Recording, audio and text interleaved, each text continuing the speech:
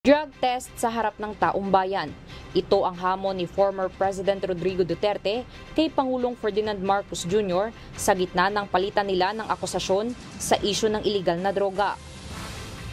It is for him to sit in the Luneta Park, pagpakuha siya ng dugo doon, independent entity o doktor, magpakuha rin ako, o sige, pati ako, pakuha siya ng blood test.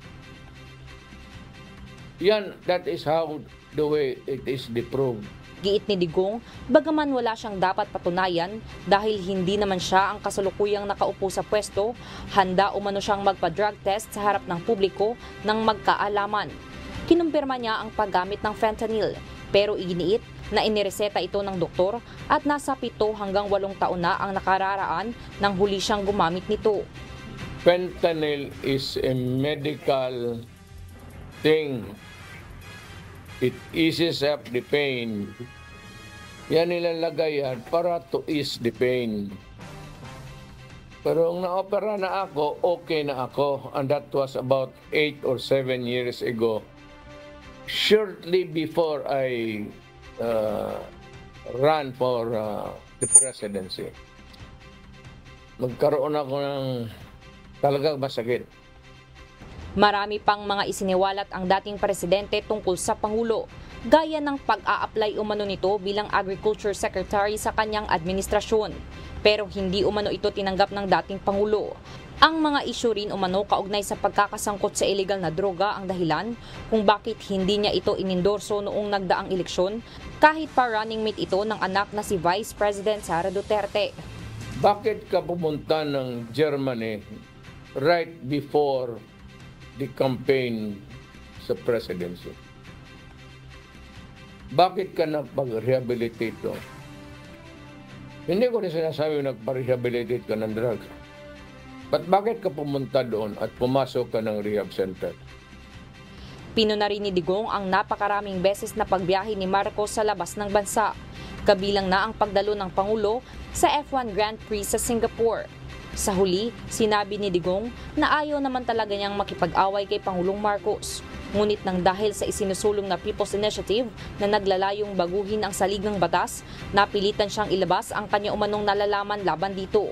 Ayaw ko talaga makipag-away kay Marcos. Let me state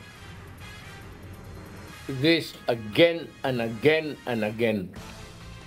Si Marcos mabait na tao. Alam mo, makilala mo si Marcos, hindi makapatay ng langaw. But the problem is, yung ideas ba na lumalabas, asawa niya, pati kay yung pinsan niya, sila lang ito. Ano, you tinker with the Constitution na tatlo lang kayong mag-usap, plus the congressman na Hindi rin nakaligtas sa pambabatikos ang Commission on Elections. Bagaman itinigil na ng komisyon ang pagtanggap ng signature sheets para sa People's Initiative, pinag-aaralan anya ng kanyang kampo ang paghahain ng petisyon laban sa COMELEC. Ito namang COMELEC, kayong COMELEC, you better shape up. Tanggap kayo ng tanggap, tayap ng tanggap. For what purpose? What is the legal purpose of you accepting the unverified signatures submitted by the congressman or their men na binayaran ng 100 pesos? You know, COMELEC,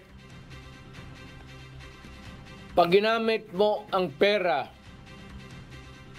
tapos i-bribe mo ang Pilipino for him to sign a document, that is bribery. That is fraud. Hindi rin nakaligtas sa dating Pangulo ang mga hirit ni former Senator Antonio Trillanes na dapat nang magbitiw sa pwesto si VP Sara bilang delikadeza sa tumitinding alitan sa pagitan ng mga Duterte at Marcos. Tugon ng dating Pangulo sa panawagan ni Trillanes, si Trillanes, wag mong pakinggan yan. Kasi ang mismong militar hindi nga nakikinig sa kanya. Trillanes is a simpleton. Sa kabila naman ng ilang beses na pagpapahayag ni Digong ng posibilidad ng pagbabalik niya sa politika, sinabi nito na permanently retired na siya. I am permanently retired. Permanent na yan. Walang halong ano yan. Ayaw ko na. Pagod na ako, hindi ko na kaya. Maski maglakad ako, natutumba na ako. Sa ngayon, hindi pa naglalabas ng reaksyon si PBBM maging ang Malacanang sa mga bagong pahayag ni Duterte. Diyos ang aming sandigan, serbisyo publiko ang aming pinahahalaghan. Lucille Ren, humahataw